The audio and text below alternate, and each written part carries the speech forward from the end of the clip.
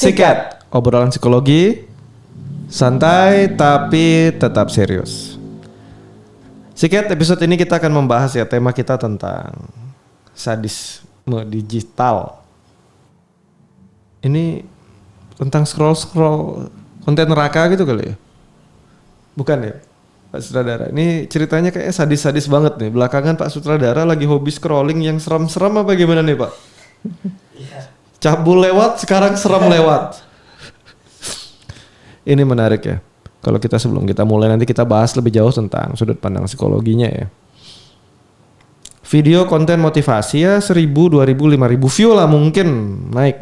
Coba kita lihat video tampar-tamparan gitu, juta view-nya. Laku banget gitu kayaknya. Terus video konten nangis-nangis gitu, bagi penderitaan gitu, wah simpati nonton 1 juta view-nya. Mergoin keluarga rumah tangga orang berantakan karena ada yang selingkuh lagi nonton tuh, wah 1 juta view-nya. Kita lihat sudut pandang psikologinya. Kenapa ya? Ada yang salah sama algoritma otak kita atau gimana? Nanti kita akan bahas sama-sama. Seperti biasa kita akan ditemani oleh psikolog keluarga kita, Ibu Pauline. Silakan. Oke, terima kasih Mr. Bear. Ya, saya sampai terbatuk-batuk ini mendengarkan penjelasan Mr. Bear yang luar biasa tentang konten-konten. Ini nggak ada habis-habisnya ya kita ngomong kontennya. Ternyata banyak Sutradara hal negatif. kita lagi suka yang negatif-negatif. Masih scrollannya tiap hari nih. Tapi pengaruhnya luar biasa ya. Kalau satu persatu memang kita lihat dengan detail, ternyata efek negatifnya luar biasa juga. Untuk kita semua, entah dari kalangan anak-anak sampai dewasa, bahkan sampai lansia kali ya. Ya. Oke, lanjut Mas Mr. B. Oke, kalau lihat yang kontennya, video habis ditinggal pasangan, dia posting mukanya dia sedih gitu. Komen yang muncul, wajahnya nyebelin sih, pantas ditinggal. Asik banget gitu komennya, mantap. Terus lihat orang marah-marah gitu, teriak-teriak gitu. Wah, komennya. Akhirnya ada hiburan juga nih. Ini yang salah yang mana nih? Settingan otak kita, salah didikan masa kecil, salah di mana nih? Atau memang manusia sejatinya seperti itu ya kita ini? Nomor 2 dan 3 kayaknya. Settingan otak. Kan katanya ya saya kan quality time, self healing, lihat konten penyiksaan gitu, lihat konten orang menderita, keluarga berantakan, tapi kita ngakak cuma bacain komen berketawa-ketawa gitu. Ini kayaknya mulai masalah di kita apa di gimana gitu? Ya, kita yang salah mempersepsikan sih menurut saya, karena itu sebetulnya bukan untuk sesuatu yang dianggap positif, dianggap menghibur, karena itu sesuatu yang negatif kan. Sebetulnya kita harus rasa ikut prihatin. Kenapa itu bisa terjadi? Kenapa orang bisa melakukan tidak ada empatinya ya, tidak ada simpatinya terhadap suatu masalah atau suatu peristiwa. Bahkan terbalik semua kayaknya ya. Kan berempati nih, nonton orang nangis-nangis ikut sedih, kasihan, nontonin terus gitu. Diulang-ulang terus. Iya, dikit-dikit sekarang kita ada cerita apa tuh bagi bikin konten kenapa lagi ditinggal pasangan, bagi konten diselingkuhin, tuh bangga banget gitu kayaknya. Iya, dan yang nonton banyak. Banyak ya, betul. Ya karena pada dasarnya manusia itu suka akan sesuatu, terutama emosi yang negatif ya, yang kuat. Sesuatu misalnya marah-marah, ya, kemudian ribut, berantem atau apapun itu. Dan itu setelah dia konsumsi, dia akan cari lagi konsumsi sesuatu yang hampir sama tadi dengan tema yang hampir sama dengan emosi-emosi negatif yang kuat, kemudian lalu dia juga membagikan itu. Ya. Apa kita lagi cari tempat untuk kita merasakan penderitaan mungkin yang mirip sama kalian, mungkin kayak nonton drama sedih nangis-nangis itu hidup kalian juga drama gitu, kayak dapat satu seri gitu, seneng gitu. Terus lihat orang jambak-jambakan gitu, betah nonton gitu. Mungkin mirip gitu. Kita pengen jambak orang tapi nggak berani gitu. Yeah. Mungkin nggak sih itu Bu? Sebenarnya cuma suatu hal untuk memenuhi kebutuhan emosi kita yang. Betul. Nih kadang-kadang kita setelah melihat sesuatu yang itu mempengaruhi emosi kita, lalu kita tanpa sadar terlibat secara emosional ya di situ. Ya, emosi-emosi yang dihadirkan dalam bentuk drama atau konten atau apapun itu, lalu kita merasa terlibat. Nah, setelah merasa terlibat, kita ternyata juga punya masalah yang mungkin hampir sama dengan itu. Jadi, klop lah di situ. oh ini sama dengan peristiwa yang aku alami. Oke, wajar dong. Berarti aku juga wajar dong kalau aku marah, aku mau ngajak ribut, Cari aku kemiripan minta gitu ya. putus, ya. Cari kemiripan ya. Cari kemiripan, ya. Cari pembenaran habis itu. Betul, dan akhirnya mencari pembenaran bahwa aku nggak salah, gitu. Kalau aku memutuskan sesuatu tindakan yang aku lakukan. Dari yang paling ringan nih kan, banyak nggak nih yang kena hook tuh loh. Drama pendek, potongan yang lewat di scroll itu kan. Ya. Kita tahu loh endingnya drama itu apa, tapi tetap aja kita tonton. Betul. Dan ini bisa jadi ya, sebenarnya kalian mungkin punya problem atau punya keinginan tidak terwujud yang diwujudkan si drama itu, jadi kita cari di sana. Daripada cuma dicari lewat scroll ya, wujudkanlah di dunia nyata. Kemudian ini lagi jadi jadi tren ya, jadi hakim digital gitu ya. Orang bikin konten apa hakimi, orang bikin konten positif baik hakimi, salah-salahin gitu, hina-hina itu puas kayaknya. Ya. Ini kenapa nih?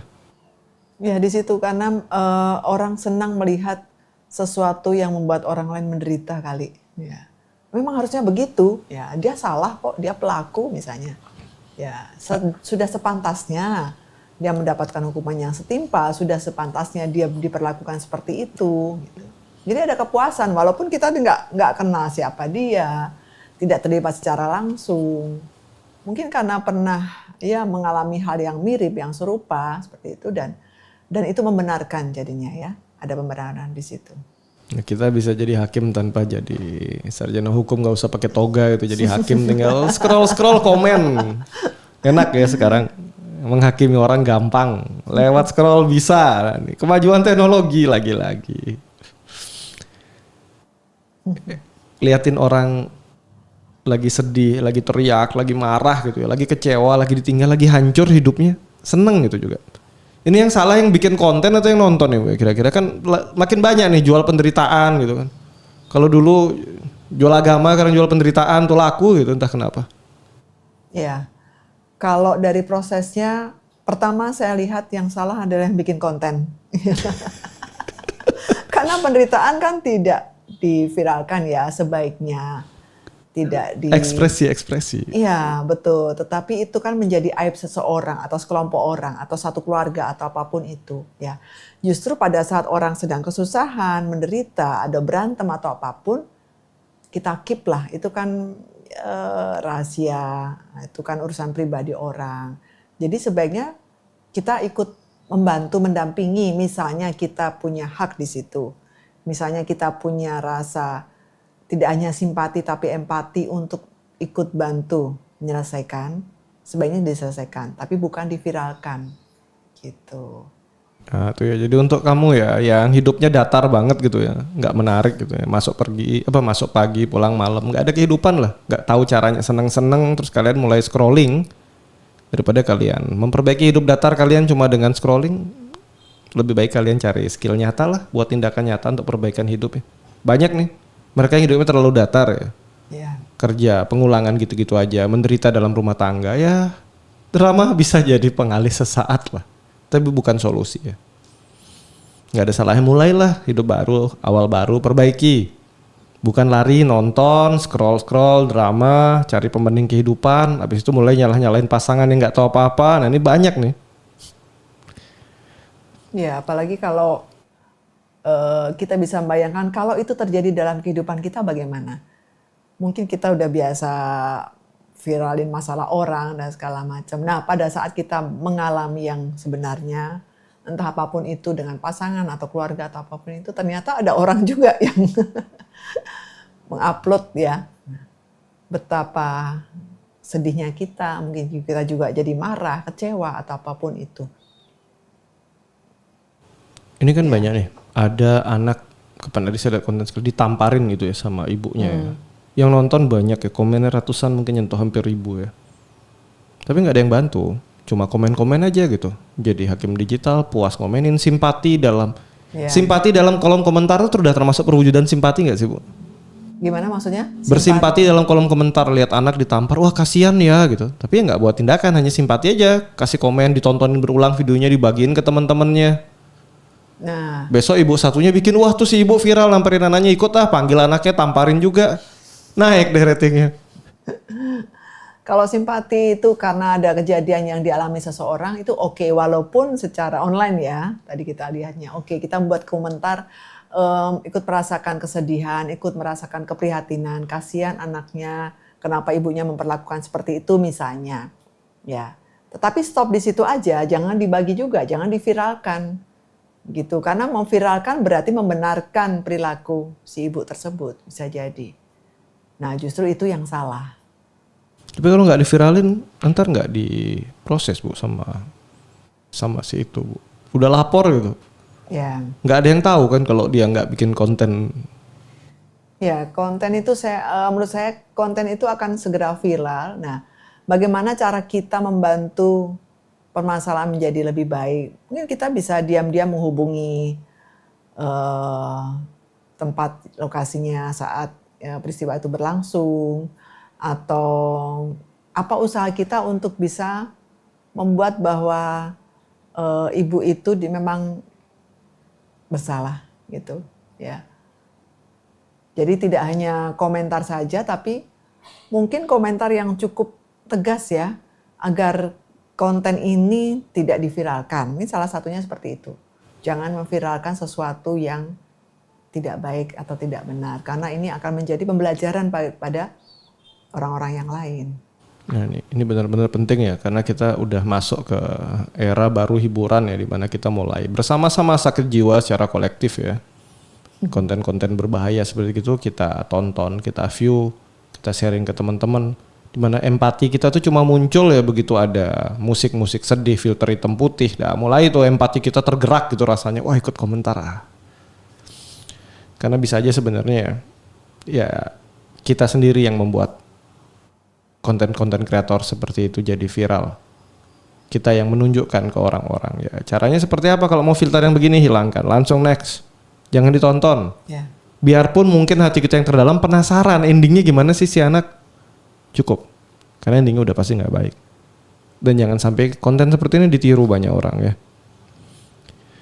Dan kalau kita mulai lebih suka nonton kisah-kisah sedih yang mungkin ngenes-ngenes gitu ya. Kan lagi banyak tuh jualan penderitaan tuh. Hati-hati ya. Mungkin kita punya trauma yang perlu diberesin loh. Daripada kalian nontonin seperti itu, cari profesional lah lagi-lagi jualan ibu. Bisa Bu ditangani? Apa lu mau gue ada? Harus seperti itu. Ya bagaimanapun kan jiwa orang kan dinamis ya. Jadi sekarang lagi ada masalah seperti ya, bagaimanapun kita harus bisa untuk membantu mengatasinya, pendampingan. Gitu. Oke, Ya. Bu, saya mau punya pertanyaan nih. Ini pertanyaan agak personal, boleh nggak Bu? Ya, oke lah. Kalau Ibu Pauline biasanya nonton konten apa Bu? Hiburan. Hiburan yang seperti apa? Hiburan yang ya bikin ketawa-ketawa gitu ya. Model dipakai ember dipukul-pukul gitu nggak? Enggak. Yang menurut saya memang masih sewajarnya sebagai konten hiburan. Ya, kalau saya tahu, kadang-kadang kan kita nggak tahu ya, terjebak dalam situasi konten yang ternyata itu tidak benar, yang itu memang ternyata membuat fisik lebih terluka dan segala macam, segera saya ganti gitu. Hiburan yang aman nih bukan yang aman sih. Biasanya kalau Ibu paling suka nonton hiburan yang model gimana sih Bu? Pingin tahu nih.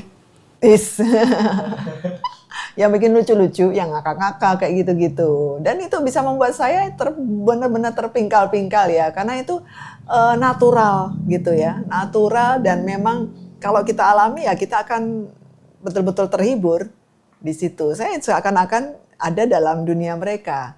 Dan itu saya melihat juga, ya ini memang bisa terjadi. Bully-bulian gitu bukan? Enggak. Tidak sama sekali. Masih oke, masih wajar. Masih aman ya, Pak ya, konten ya Masih yang aman. ceria yang. Ya. Kalau Pak Sutradara konten apa nih Pak yang lagi suka ditonton? Paling sama sih. Apa itu? VPN? Enggak dong. Lucu-lucu. Game. Nggak game, tapi game pakai kata-kata keramat nggak Pak? Biasanya sih yang konten kreatornya pasti. Kenapa Kalau- nih Pak dorongannya Pak? Kok seneng nonton yang konten kreator kata-katanya keramat gitu. Padahal udah tahu kan kata keramat juga nggak terlalu bagus dikontenin. Tapi kenapa dikasih panggung tuh orang-orang? Mungkin kayak mereka kan jago di sana.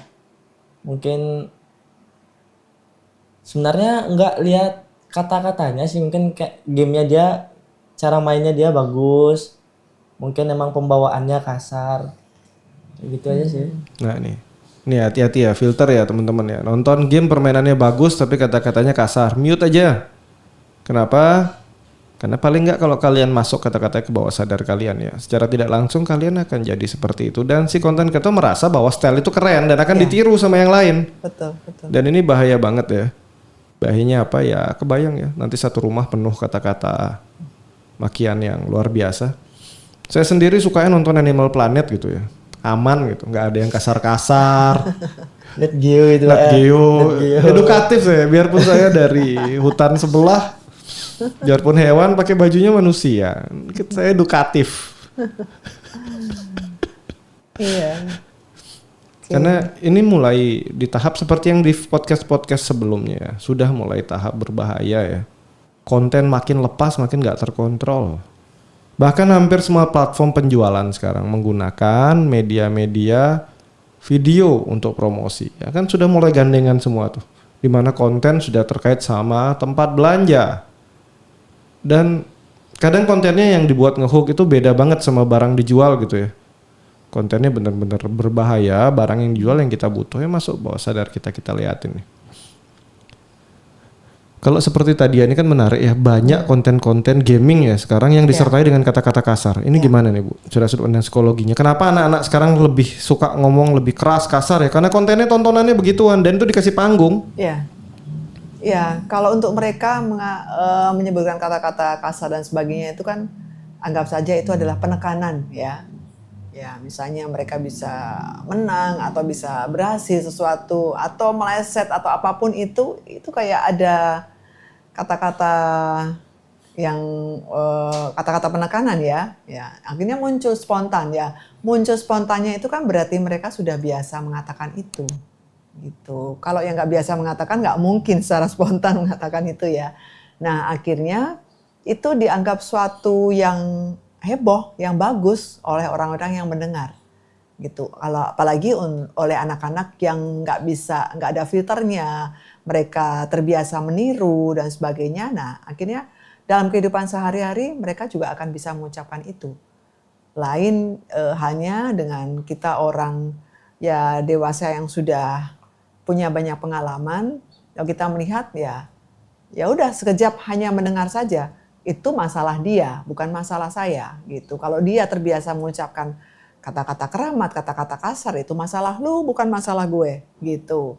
Ya, artinya dia yang terbiasa mengucapkan, tapi saya tidak berhak untuk meniru. Saya tidak mau melakukan itu juga gitu. Itu hanya saya yang mendengar saja. Berarti kalau sampai kita ikut nonton gaming bukan mengcopy skillnya tapi cuma mengcopy cara bicaranya ya berarti kita nggak belajar dari konten itu. Betul. Ya, ngomong kasar tuh gampang, semua orang bisa. Marah-marah itu gampang, semua orang bisa. Banding penderitaan gampang, semua orang bisa. Tapi kontrol diri yang baik, sabar, kontrol bicara itu yang perlu belajar. Yang hewan aja belajar pakai baju gitu ya. Kenapa pakai yang nggak pakai? Yang manusia nih bahasanya hewan semua. Saya banyak ketemu nih manusia berbahasa hewan, berkelakuan hewan. Ya kalau yang nontonnya Nat Geo sama Animal Planet gak apa-apa lah ya.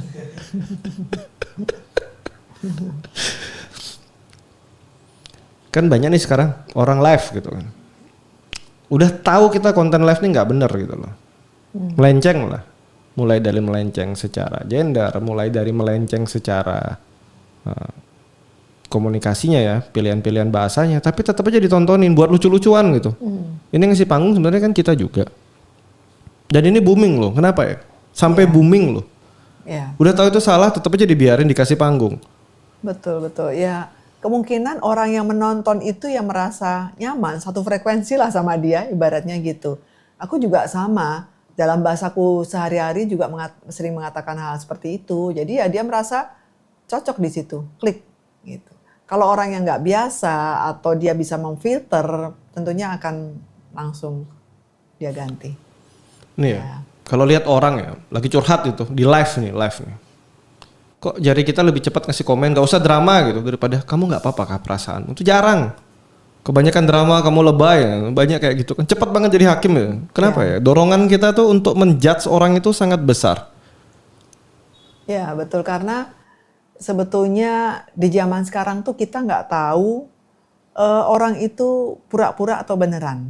Ya, orang bisa melakukan apa saja demi konten. Ya, mungkin memang ada yang beneran punya masalah sampai ya begitu heboh dan sebetulnya memerlukan bantuan. Tetapi ada juga yang demi konten akhirnya dia pura-pura. Ya menangisnya juga beneran karena mungkin dia sudah Terlatih, latihan.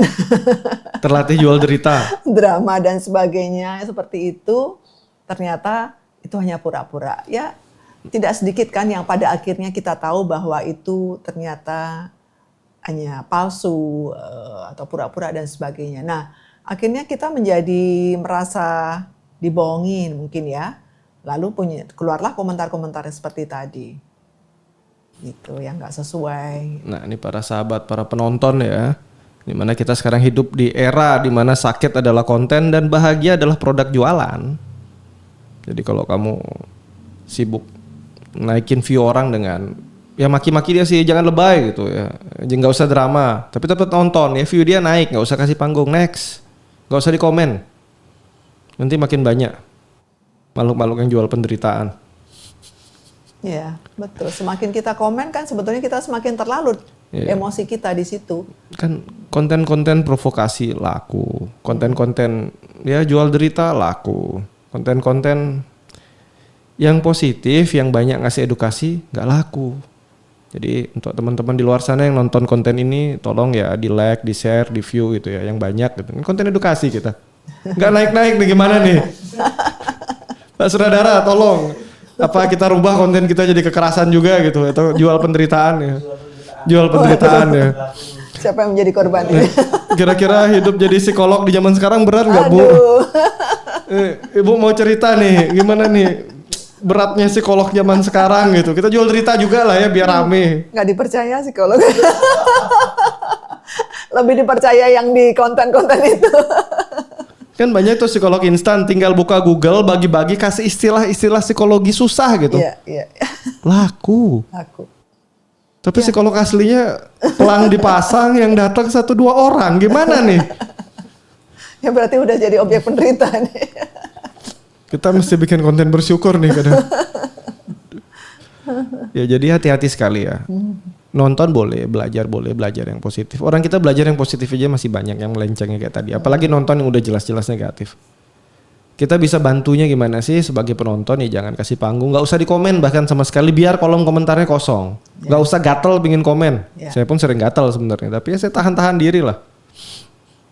Kadang saya bingung ya, Nat Geo mau di komen apa, Animal Planet mau di komen apa gitu ya. Kan kita cukup nikmatin aja keindahan alam.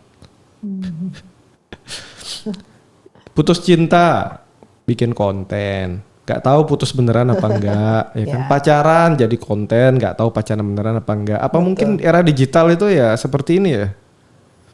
Dimana kehidupan nyata sudah mulai hilang gitu. Semuanya harus ada kamera, harus ditangkap layar dan dibikin jadi konten. Menurut sudut pandang psikologinya nih Bu, 10 tahun ke depan lagi nih, bakal jadi apa psikologi anak-anak kita atau psikologi kita sendiri nih yang mulai benar-benar hobi nontonin beginian? Yang jelasnya apa ya, interaksi antar orang sudah berubah. Artinya orang lebih semakin individual. Kemudian ya kita jadi tidak percaya kepada orang karena yang ditampilkan biasanya tidak sesuai dengan yang aslinya. Seperti tadi, demi sesuatu, demi apapun, dia berubah menjadi orang lain. Ada pura-pura di situ, kemudian dia mau melakukan sesuatu yang penting, keinginannya terpenuhi, mungkin. Gitu. Jadi ya orang menjadi tidak tahu makna dari moral, nilai-nilai kehidupan yang positif.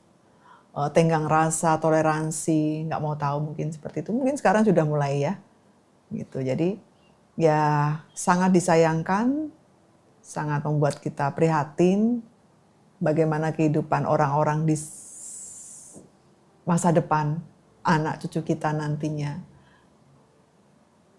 yang dengan pengaruh teknologi akan bisa mengubah segalanya. Dan teknologi yang maju juga bukan berarti kita jadi lebih maju ya, karena kadang mungkin aja kita jadi lebih mundur dikit gitu secara kemanusiaan ya. Betul. Jadi maju secara teknologi tapi mundur secara kemanusiaan, karena kita tidak saling mengenal orang lain, antar keluarga, bahkan tidak mengenal diri sendiri. Bisa jadi seperti itu. Nah, hati-hati sekali ya. Ingat, kadang-kala kita butuh meringankan hidup gitu, tapi jangan sampai kita meringankan hidup dengan nontonin penderitaan orang lah. Karena kita pingin tahu rasanya hancur gitu, kita nggak mau ngalamin, tapi ya kita lihat orang yang hancur kayak gitu rasanya ya seru ya, tontonin terus. Masuk bawah sadar, afirmasi besok hancur hidup lo. Salah. Hampir masih menyesatkan. Lihat orang keciduk selingkuh, wah seneng tuh, kapok tuh, biar kamu tahu perasaanku gitu. Besok diselingkuhin lagi juga, kamu hati-hati. Ya. Afirmasi apa yang kamu tonton ya? Tonton yang baik-baik, afirmasinya bagus. Tonton yang ngeri-ngeri, siap-siap kengerian itu sedang mendatangimu. Kok jadi kayak nyumpain orang saya?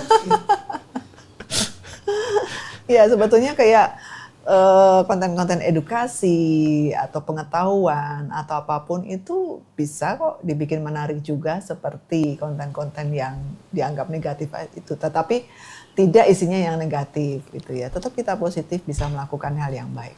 Saya yakin ya, memang akan seimbang ya, tetapi bagaimanapun yang positif akan lebih bertahan. Oke, Bu, tanya nih Bu, bener nggak sih tontonan kita tuh afirmasi? Tadi saya sedikit bahas afirmasi, kayaknya saya nggak ngutuk ya itu. Apa bener nggak sih itu sebenarnya secara psikologi? Kita tonton banyak konten sedih gitu, hidup kita sedih. Tonton banyak konten happy, jadi happy gitu. Ya, bisa itu jadi afirmasi dalam kehidupan kita. Apalagi kalau itu jadi konsumsi kita setiap hari. Berarti apa yang kita tonton akan membentuk afirmasi ke dalam diri kita yang akan terwujud jadi sebuah realita ya? Iya, betul. Secara bawah sadar masuk, kemudian akan menjadi kenyataan. Berarti kalau kita nontonin drama terus, hidup kita penuh drama ya?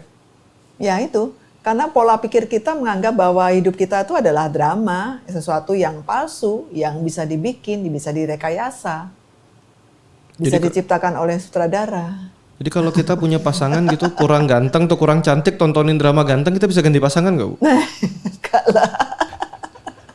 Atau pasangan kita tiba-tiba berubah jadi ganteng dan cantik gitu? Kan afirmasi Bu. Udah lama mimpi kali ya. Iya. Saya lu nontonin drama yang bagus-bagus gitu kok. Mungkin yang datang mungkin kok mirip-mirip saya, bulunya banyak gitu. Gimana nih cerita? Orang hutan kali ya? Wah ini untung ya cuman itu makanya nggak ada piring terbang nih ke sini. Agak aman saya hari ini. Kalau setiap saat mengkonsumsi yang sesuatu yang di luar nalar, kemudian segala sesuatu yang tidak nyata, fantasi, ya akan mempengaruhi kehidupannya. Karena dia tidak akan mendapatkan yang aslinya, ya tidak akan mendapatkan sesuai keinginannya, karena masih dalam bentuk impiannya yang tidak ada habisnya. Tapi kan jadi afirmasi positif nggak Bu tuh? Kalau nonton drama orang ganteng, orang cantik gitu, wah, berubah nggak wajah kita nih? Nggak mungkin lah. Nggak mungkin ya, ingat ya teman-teman ya. Memang afirmasi kalau tuh terkait kehidupan yang baik dan bahagia. Tapi nontonin video-video bening gitu nggak membuat muka kita jadi bening juga kalau nggak berubah. Pak Sutradara, nontonin game-game jadi pinter nge-game nggak sih Pak? Apa gitu-gitu aja skillnya? Lumayan ada kemajuan ya. Oh, berarti ada perubahan ya. Sampai nggak ada perubahan, wah sedih kali kayaknya. Jadi kalau kita suka nonton film-film drama yang lebay gitu, kita jadi lebay juga atau kita jadi menghindari itu? Iya, bisa jadi lebay juga. Jadi lebay ya, bukan malah menghindari ya? Karena kan lama-lama kalau itu tadi saya bilang, kalau kita konsumsi setiap hari ya akhirnya membentuk pola pikir kita yang seperti itu gitu. Dalam kita membuat suatu keputusan, menyelesaikan suatu masalah, aduh jadi lebay juga. Itu kok kayak film drama sih. Tapi kan drama itu sebenarnya kan lahir dari realita. Kan mereka yang kena hook drama itu ya sebenarnya karena ya mereka juga ngalamin di dunia nyata gitu. Ya. Apa mungkin ya film-film drama atau konten-konten drama yang agak lebay itu malah bisa ngasih pelajaran juga Bu? Kita ambil sisi positifnya coba. Mungkin nggak sih itu malah ngasih kita pelajaran baik untuk kita bisa bersikap, atau mungkin karena udah kelebayan kita habis dimakan semua konten itu kita jadinya nggak lebay gitu. Ya, segala sesuatu yang ditayangkan ya hampir semuanya ada sisi positif dan negatifnya gitu. Jadi itu juga jadi pembelajaran kita kalau kita misalnya punya masalah seperti ini, nah bagaimana cara mengatasinya. Walaupun sebetulnya kalau di drama-drama, film-film itu kan direkayasa ya. Sudah bisa direncanakan sikapnya atau pendapatnya seperti apa dari lawan bicara dan sebagainya. Tetapi dalam kehidupan nyata kan kita tidak bisa mengontrol orang lain. Ya, dia harus bicara seperti ini atau bersikap seperti ini saat kita mengutarakan sesuatu gitu. Ya, jadi tidak sepenuhnya bisa menyelesaikan masalah sebetulnya. Ya hanya jadi pembelajaran aja buat kita. Jadi lebih baik masih tetap hidup di dunia nyata gitu ya. Ya. Kan lagi banyak nih sekarang pasangan chat ke pasangannya nggak dibalas-balas lama gitu. Padahal pasangan lagi sibuk tuh nontonin konten tuh bilang aku sibuk gitu. Problem nggak selesai tapi konten jalan terus. Ya. Ya itu pengaruhnya jadi luar biasa ya. Apa berantem kalian dikontenin juga lah biar jadi konten juga dikonsumsi bersama gitu. Asik. Jadi ya memang seperti itu ya yang terjadi saat ini ya. Karena itu kita sampai bikin konten darurat membaca, dimana konten-konten antara judul sama isinya nggak sama. Judul bagus, isinya judul gitu ya. Duh, salah lagi. Pak Saudara, ini skrip saya salah Pak, tolong Pak direvisi Pak. Kok judul masuk sini? Bapak di kontrak sama agen mana Pak? Loh, ini Predator keluar juga nih di skrip saya. Predator bukan konten sekarang Pak. Wah gawat nih. Sudah lewat.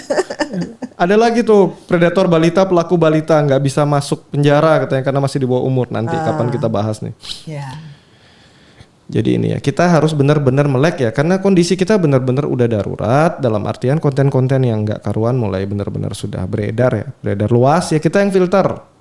Ya kita memang manusia biasa yang kadang-kadang masih butuh lah tempat ekspresi. Tapi jangan sampai sibuk berekspresi di dunia digital di mana pegang handphone terus tapi orang sebelah kita nangis-nangis nggak tahu. Seperti konten kita yang lain kita juga sempatnya. Kita juga ngonten sih sebenarnya. Di konten kita yang lain anak nangis kasih handphone. Ya kan?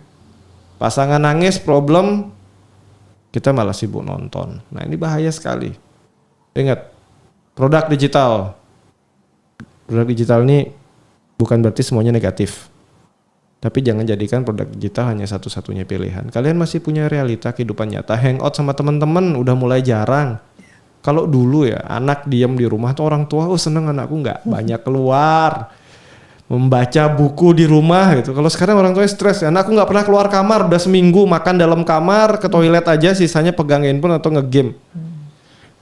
Ini lumayan bikin orang tua prihatin loh. Iya, iya. Kalau zaman dulu, Bu, ingat-ingat zaman ibu dulu ya, kalau anak betah di rumah tuh seneng nggak Bu? Iya.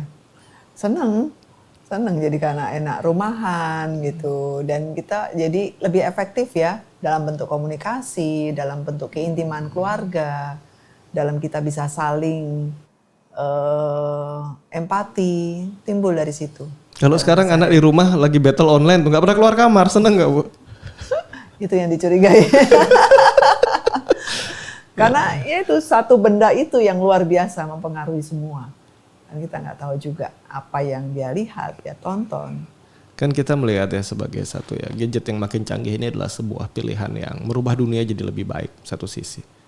Tapi di banyak sisi juga mungkin kalau kita bisa bayangkan ya. Coba ya kita bayangkan ya. Handphone tuh hanya untuk telepon dan terima pesan tuh. Teknologi lain tuh nggak pernah ditemukan dan nggak pernah ada. Dunia ini lebih baik apa lebih buruk sih sebenarnya? Dimana kita kalau mau nonton film harus nunggu TV dan kalau zaman dulu ya, zaman saya tuh masih kena dunia dalam berita baru ada film lanjutannya gitu. Mungkin Bu Pauline ngalamin juga ya zaman itu. Iya. Dimana stasiun TV-nya nggak banyak gitu ya. Iya. Lebih hidup mana sih Bu? Maksudnya akan lebih baik-baik saja yang mana sih dunia kita ini Bu? Sebetulnya masing-masing zaman punya keunikannya sendiri-sendiri ya. Gitu. Jadi dan ada plus minusnya juga. Tetapi bagaimanapun pasti ada efek negatifnya dari semuanya. Jadi pada saat dulu ya keakraban masih ada, orang masih bisa saling menghormati satu sama lain, tetapi pengetahuan teknologi yang lain-lain tidak pernah kita tahu. Ya, jadi kadang-kadang ya standar pengetahuan cukup di situ aja, flat gitu ya. Tetapi sekarang kita mau menembus kemana aja luar biasa. Cuman akhirnya benda itu yang menjadi ketergantungan kita untuk ya alih-alih adalah melihat dunia, melihat pengetahuan, informasi atau apapun, tetapi itu yang membuat kita terjebak sehingga kita tidak punya relasi dengan yang lain. Oke nih, menarik ya seperti kata Ibu Pauline ya. Kemajuan zaman ya, tiap zaman punya tantangannya, punya sisi uniknya sendiri-sendiri ya. Kemajuan teknologi kita nggak bilang buruk lah ya. Kami tidak bilang kemajuan teknologi adalah hal yang buruk karena dengan majunya teknologi ilmu pengetahuan lebih mudah diakses, kalian tinggal browsing sudah keluar semua. Itu untuk mereka yang tahu cara memanfaatkan teknologi. Lihat, keseharian kalian manfaatin teknologi buat apa? Kebayang ya, calon-calon penemu masa depan akhirnya sibuk scrolling, batal deh jadi penemu di masa depan. Kalian salah manfaatkan teknologi. Tapi kalau dengan kalian scrolling, kalian manfaatkan, kalian bikin karya untuk kehidupan atau untuk dunia, ya kalian berarti manfaatkan teknologi dengan baik dan teknologi jadi bagus. Ya. Tapi kalau yang kalian sajikan cuma konten goyang-goyang dan gak ada kemajuan hidup, ya calon gagal masa depan mungkin, Bu ya. Salah gak sih goyang-goyang sebenarnya? Ini kan laku banget nih. Iya, justru yang kalau saya bilang. Nah, ini kalau ibu-ibu suka nih konten yang begini nih. Semuanya itu ada batasnya, harus ada batasnya. Oke, kita boleh pilih mau yang nari-nari atau konten-konten edukasi, keterampilan dan segala macam. Bahkan tadi mungkin peristiwa-peristiwa yang kriminal apa yang semuanya itu. Tetapi kita ada batasnya. Kita harus punya filter dalam pikiran kita bahwa yang negatif itu harus bisa kita hilangkan dan kita tidak bagikan, tidak kita lakukan juga. Jadi kita ambil yang positif aja. Jadi goyang-goyang nggak apa-apa ya? Nggak apa-apa. Nanti kalau nggak boleh lagi masalah lagi. Kalau Pak Saudara goyangnya di mana, Pak? Goyang kiri kanan. Goyang jari dia. Ya. Jarinya goyang di mana tapi? Nge-game ya, Pak ya? Di HP. Di HP. Di Pak Saudara ini udah wajahnya merah banget gitu. Ketahuan kali kayaknya. Oke, kita kembali ya. Ya nggak ada yang salah, tetap bikin konten. Di video kita yang lain, Ibu Pauline membagikan sebuah tips dan trik yang luar biasa untuk anak-anak yang nempel sama gadget maksimal 30 menit satu hari. Sekarang saya mau tanya nih, kalau buat orang dewasa yang normal pegang gadget sehari berapa lama, Ibu? Kebetulan yang dewasa nggak ada nih. Gawat ini. Wah, ini pembenaran diri nih. Tidak ada ketentuan berapa, tetapi sebagai orang dewasa kita kan punya self control. Enggak Bu, itu nggak bisa diterima. Banyak orang dewasa nggak ada self controlnya, Bu. 0. Harus ada. Oh, senang banget. Orang dewasa ini secara psikologinya masih sehat secara mental kalau sehari pegang gadget berapa jam, Bu? Harus dicari tahu nih. Oke, next deh jawabannya. Jawabannya next ya. Jadi teman-teman coba ya, yang orang dewasa ya, ini bukan anak-anak ya. Anak-anak kita udah dapat 30 menit tadi Bu Pauline bilang. Nah, ini orang dewasa nih kayak kena semua nih kita. Satu hari kalian normalnya pegang gadget termasuk urusan pekerjaan itu berapa jam? Coba kalian cari. Termasuk urusan pekerjaan. Termasuk urusan pekerjaan ya. Jangan jadikan ini banyak nih alasan ya tempat saya. Pak, anak saya nih gadget terus ya, orang tua kasih contoh. Jawaban saya klise banget ya, orang tua juga kayak gitu. Ya memang iya, tapi selalu ngeles. Kan saya kerjanya pakai gadget, Pak. Ya sama aja. Mau kamu kerjanya pakai gadget, walaupun itu mau pekerjaan, ya anakmu ngelihatnya kamu pegang gadget, nggak ada urusannya. Dan ini perlu mulai diberikan waktu. Contoh saat berada di ruang kerja, pegang gadgetnya, keluar dari ruang kerja, tolong tinggalkan. Ya. Tapi nanti pelanggan hilang, Pak. Ya hidup kan juga cuma tentang cari pelanggan. Tuh punya anak di depan juga nggak dibina, kan kayak gitu ya. Iya. Sebetulnya itu orang tua bisa pintar-pintarnya ngatur waktu, ya. Kalau orang tua yang sudah punya anak yang sekolah, nah pada saat mereka di sekolah kita lakukan pekerjaan kita lewat gadget tadi kan. Nah pada saat anak sudah mulai pulang, nah berarti kan peran orang tua diharapkan oleh anak, orang tua berperan di situ ya. Kita nyiapkan makan siang atau siapkan bertanya tentang kondisi anak di sekolah dan sebagainya. Itu gadgetnya diletakkan. Tapi kalau anak pulang sekolah lagi rame-ramenya gadget itu gimana, Bu? Gimana? Pelanggan saya datangnya siang sampai sore. Nah, kita harus bisa berani katakan bahwa di jam ini saya istirahat. Oke, ingat ya, berani mengatakan Berani ada jam mengatakan. istirahat dan berani melepaskan gadgetnya. Betul, nanti bisa dihubungi lagi. Itu- Ada seorang teman saya ya cukup aktif dia dalam satu pelayanan dan dia bisa membatalkan acara yang cukup penting dalam satu pekerjaannya karena dia ingin main bola dengan anaknya. Itu untuk saya, waduh luar biasa ya. Di zaman sekarang dia bilang, saya nggak mau bekerja atau di hari libur atau apapun karena saya pingin banyak waktu dengan anak-anak saya. Dia main bola dan dia ceritakan itu betapa serunya dia bisa main bola dengan anaknya. Berarti kita juga bisa boleh ya batalin janji sama klien mau main Mobile Legends sama anak saya itu masuk kan? Loh kan waktu untuk keluarga, quality time, Ya. mau main Roblox bareng lah kita. Kan bocil di rumah pada Roblox semua mau ikut lah main biar punya quality time sama mereka, kita screen time bersama. Berarti kalau di hari libur kita harus bisa bagi waktu lagi kalau memang ada waktu untuk bekerja gitu ya. Bagi waktu makanya ya. pinter-pinternya orang tua lah membagi waktu. Nah, nih orang tua masih lebih pintar bagi waktu ya. Jangan cuma pintar ngeles, bilangnya sibuk terus padahal nggak sibuk-sibuk amat ya. Ya. Pegang handphone bilang saya bekerja, udah jelas yang di scroll itu marketplace. Alasannya mau hunting barang, udah jelas yang di scroll juga. Medsos, bilangnya sibuk ya. Hubungin klien, nggak tahu klien dari mana tuh. Atau hubungin cari mau bikin-bikin yang nggak lagi nih Pak, saudara saya kok ketawa-ketawa terus ya. Saya agak curiga nih. Tuh Pak Sutradara kayaknya pegang handphone terus itu kontakan sama siapa aja Pak? Pekerjaan atau hati Pak? Lagi mau jadi klien. Oh mau jadi klien. Ini Sutradara kami di sini kebetulan buka ini ya, buka apa namanya? Daycare untuk pacar-pacar kalian yang butuh ditemenin. Bener gak Pak? Belum sih, tapi kalau ada boleh. Wes. Boleh. Syaratnya harus sudah punya pacar tapi ya. Ya. Syaratnya pacarnya harus sibuk. Oh, untuk yang pacarnya sibuk, pacarnya pura-pura sibuk itu udah punya pacar lainnya lagi soalnya. Kebanyakan gitu nih sekarang nih, para Gen Z nih ya. Oke, kita kembali ya. Ingat konten di video ini belum tentu 100% benar, tapi kita ingin aja lihat sudut pandang lain secara psikologi ya. Kita mungkin sibuk ya, banyak orang tua yang bilang sibuk bekerja untuk anak-anak. Tapi kadang-kala kita kehilangan masa anak-anak kita ya. Ingat ya, anak kita cuma punya waktu sama kita itu tidak banyak-banyak amat loh. Saat mereka SD mungkin, atau mungkin mereka nanti masuk ke jenjang yang lebih tinggi ya. Itu kesempatan kita dekat sama mereka. Kalau kita sibuk bekerja untuk masa depan mereka, yang terjadi apa? Saat nanti mereka udah SD, mereka udah mulai punya temen. SMP lebih aktif lagi, teman SMA udah punya pacar, udah punya pacarnya. Nggak sempat kita dekat sama mereka. Nah ini saat mereka kuliah, kita udah pensiun ceritanya, udah kumpulkan cukup banyak materi, ayo kita dekat sama anak-anak. Anak-anak bilang telat lah Pak. Ya. Mereka udah punya kehidupannya. Jangan sampai hal itu terjadi. Kalau dulu lawan kita cuma temennya, pacarnya, kesibukan mereka. Sekarang lawannya gadget, tambah berat lagi. Apalagi kita yang ngasih mereka.